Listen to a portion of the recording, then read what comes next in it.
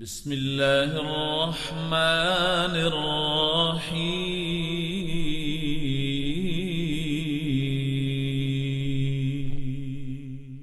شروع اللہ کے بابرکت نام سے جو بڑا مہربان نہایت رحم والا ہے۔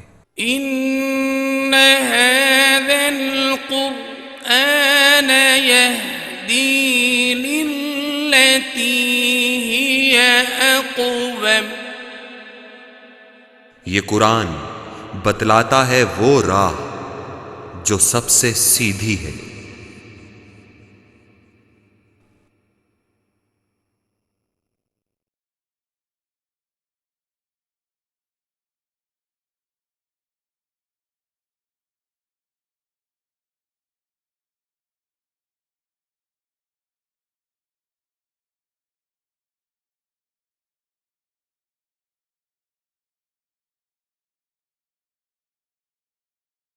نحمده ونصلي على رسوله الكريم اما بعد فاعوذ بالله من الشيطان الرجيم بسم الله الرحمن الرحيم يا ايها المدثر قم فانذر وربك فكبر صدق الله العظيم رب اشرح لي صدري ويسر لي امري واحلل عقدة من لساني يفقهوا قولي اللهم الہمنا رشدنا واعذنا من شرور انفسنا اللهم ارنا الحق حقا وارزقنا اتباعه وارنا الباطل باطلا وارزقنا اجتنابه اللهم وفقنا لما تحب وترضى آمین یا رب العالمین۔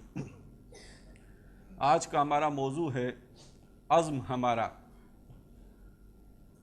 عزم ارادے کو کہتے ہیں، اور عزم سے خود بخود منزل کی طرف انسان کا ذہن منتقل ہوتا ہے کہ جب عزم ہوگا تو کوئی منزل، کوئی مقام ہوگا کہ جس کی طرف انسان ارادہ باندھے گا۔ پھر یہ کہ اگر ملتان سے کراچی جانا ہو تو پھر یہ کہ کچھ منزلیں اور بھی ہیں کہ جو درمیان میں آئیں گی، اور ایک وقت میں ہمارا عزم ٹرین کی طرف ہوگا، ملتان اسٹیشن کی طرف، اور پھر وہاں سے ہمارا جو آخری عزم ہوگا وہ کراچی کی طرف ہوگا، اور کراچی بھی ہم کسی کام سے جا رہے ہوں گے تو وہاں پہنچ کر ادھر جانا ہوگا۔ اس کو ہم یوں سمجھ سکتے ہیں کہ دنیا تو ہمارے لیے ایک، یوں سمجھیے کہ ہم مسافر کی حیثیت سے ہیں۔ کن فی الدنیا کاننا کا غریب او عابر السبیل، دنیا میں رہو جیسے کہ اجنبی ہو یا جیسے کہ راہ چلتا مسافر، اور منزل جیسے کہ بتایا گیا آخرت ہے۔ لیکن آخرت بھی منزل کیوں ہے؟ وہاں اصل میں ملاقات ہے اس سے جو رب ہمارا ہے، جو پہلے دن کا آپ کا موضوع ہے، اور جو آپ نے سنا ہوگا شاید کہ جنت میں بھی جو انسان کو نعمتیں ملیں گی تو سب سے آخر میں دیدار الہی نصیب ہوگا، اور جب وہ دیدار اسے حاصل ہوگا تو جنت کی بھی ساری نعمتیں بھول جائے گا، اس لیے کہ اصل منزل اس کی وہ تھی۔ وہ اصل میں منزل ماں کی بریاست، میری منزل جو ہے وہ جو سب سے بڑی حقیقت کبریٰ ہے، وہ میری منزل ہے۔ گویا یوں سمجھیے کہ آج اگر انسان جو ہے کوئی مریخ پہ اپنی کمن ڈال رہا ہے تو کوئی کسی اور ستارے کی طرف، تو مسلمان نے اگر وہ واقعی مسلمان ہو اور وہ اپنے رب کو پہچانتا ہو، اپنی زندگی سے پوری طرح آگاہ ہو، اور اسے معلوم ہو کہ میرا انجام کیا ہے، تو اس کی منزل ہے اصل میں اللہ تبارک و تعالیٰ کی ذات گرامی، اور وہ منزل اسے نصیب ہوگی اگر وہ اللہ کی خوشنودی حاصل کرنے میں کامیاب ہو جائے، اگر اللہ تعالیٰ اس سے راضی ہو جائے۔ یہ ہے اصل میں اللہ کو راضی کرنا، اور یہ اس میں ایک کشمکش بھی ہے، کشاکش بھی ہے، ایک جدوجہد ہے، ایک سٹرگل ہے۔ اور وہ کیوں ہے؟ اس لیے کہ اللہ تعالیٰ نے اپنی منشا سے، جیسے کہ وہ رب ہے، آقا ہے، ماسٹر ہے، اس نے چاہا کہ میں ایک تخلیق کروں جسے اپنا نائب بناؤں، لیکن اس کی مخلوق میں سے ایک نے بغاوت کر دی۔ اس نے کہا کہ یہ جس کو تو بنانا چاہتا ہے تیرا فیصلہ صحیح نہیں ہے، یہ صحیح کام نہیں کرے گا۔ فرشتوں نے بھی ذرا اعتراض تو کیا ہی تھا کہ ہم زیادہ تسبیح کرتے ہیں، گویا ہم حقدار ہیں، بالفاظ دیگر کھل کے بات نہیں کہی تھی لیکن کہی تو تھی۔ اب ضرورت محسوس ہوئی ایک امتحان کی، ایک آزمائش کی، تاکہ جو اللہ تعالیٰ نے فیصلہ کیا ہے وہ ثابت ہو جائے کہ درست ہے۔ شیطان پر بھی اللہ کا قول ثابت ہو جائے کہ اللہ نے صحیح فیصلہ کیا تھا، اور اگرچہ کہ فرشتوں کا اعتراض معمولی نوعیت کا تھا، لیکن یہ کہ ان کے دل کو بھی تسلی ہو جائے پوری طرح کہ انسان واقعی اس مقام کو حاصل کرنے کا اہل ہے کہ جس کے لیے اللہ تعالیٰ نے اس کو پیدا کیا۔ یہ ہے امتحان، یہ ہے سٹرگل کہ جس میں انسان کو ڈالا گیا، وگرنہ یہ کہ زندگی کی اصل حقیقت تو یہ ہے کہ جو اقبال نے کہی ہے، ہم تو عام طور پر 60 سال 70 سال کے حوالے سے اسے دیکھتے ہیں کہ تو اسے پیمانہ امروز و فردا سے نہ ناپ، جاویداں پہ ہم دواں ہر دم جواں ہے زندگی۔ اس لیے کہ انسان جو ہے یہاں آنے سے پہلے اس کی تخلیق ہو چکی ارواح کی صورت میں، اور پھر اس کے بعد اس کے لیے دائمی زندگی ہے۔ اس اعتبار سے آپ غور کریں تو دنیا کی زندگی ہے کتنی سی؟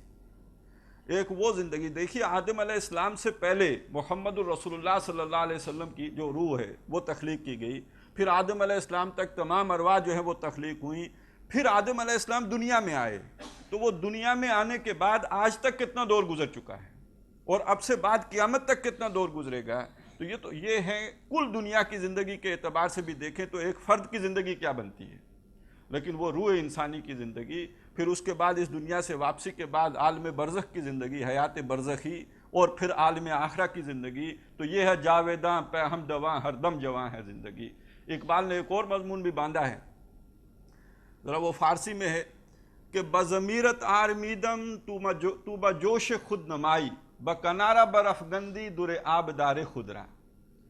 اقبال تو یہ کہتے ہیں کہ چونکہ اللہ تعالیٰ قدیم ہے اور اس کے علم میں تھا کہ میں انسان کو پیدا کروں گا، تو گویا میں تیرے اندر پہلے سے موجود تھا، تیرے علم میں تھا، تیرے ارادے میں تھا، تیرے عزم میں تھا، تو گویا میں تھا، تو میں تو تیرے اندر بڑے آرام سے زندگی بسر کر رہا تھا۔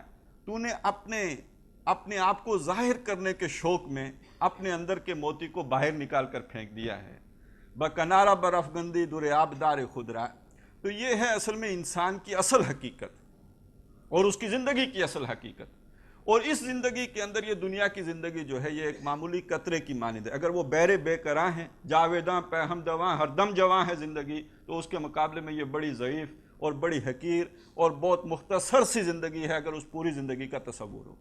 لیکن یہ زندگی بڑی اہم ہے اس کی آخری زندگی کے اعتبار سے کہ یہ اصل میں وہ امتحانی وقفہ ہے۔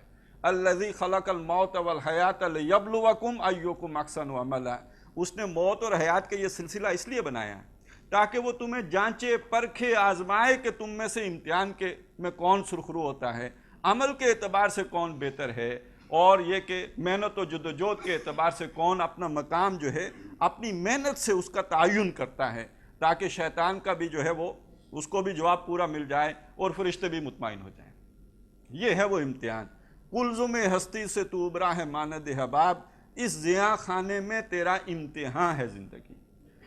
اس امتحان میں سرخروئی ظاہر ہے، جیسے کہ میں نے شروع میں عرض کیا، اللہ تبارک و تعالیٰ کو راضی کر دینے میں ہے، اس کی رضا حاصل کر لینے میں، اس کو خوش کر دینے میں ہے۔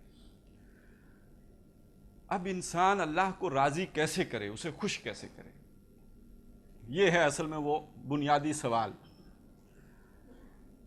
یوں تو اللہ تعالیٰ نے انسان کو وہ صلاحیتیں دے کے بھیجا دنیا میں اس امتحان میں کہ جن کی بنیاد پر انسان اپنے اندر جھانک کر غور و فکر کر کے تدبر کر کے یہ نتیجہ نکال سکتا ہے کہ میں کیا کروں اور کیا نہ کروں کہ اللہ تعالیٰ مجھ سے راضی ہو جائے۔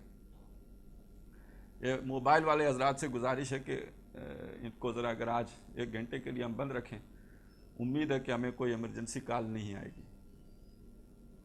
تو میں عرض کر رہا تھا کہ کیا کریں کیا نہ کریں کہ اللہ راضی رہے، یہ ویسے اللہ تعالیٰ نے انسان کے اندر بھی ودیت کیا ہے۔ انسان کو اللہ تعالیٰ نے سماعت دی ہے، بصارت دی ہے، عقل دی ہے، یہ سب کیوں دیا؟ اس لیے دیا تاکہ اسی کے ذریعے سے اس کی آزمائش ہو۔ ان السمع والبصر والفؤاد کل اولئک کان عنہ مسئولا، ان سب کی بنیاد پر سوال ہوگا۔ اور اسی طرح فَأَلْهَمَهَا فُجُورَهَا وَتَقْوَاهَا، انسان کے اندر اللہ تعالیٰ نے نیکی اور بدی کا شعور ودیت کر دیا ہے۔ لیکن دیکھیے اللہ تعالیٰ رحیم ہے، اللہ شفیق ہے، ودود ہے، غفور ہے۔ اس کی صفت رحمت نے جوش مارا کہ کہیں میرا کوئی بندہ نادانی میں، جہالت کی وجہ سے، غفلت کی وجہ سے، کم علمی کی وجہ سے، ناسمجھی کی وجہ سے ایسے عمل کر کے نہ آ جائے کہ میں اس سے ناراض ہوں اور میری ناراضگی کے نتیجے میں وہ ابدی خسران اور خسارے اور گھاٹے سے دوچار ہو جائے۔ چنانچہ اس نے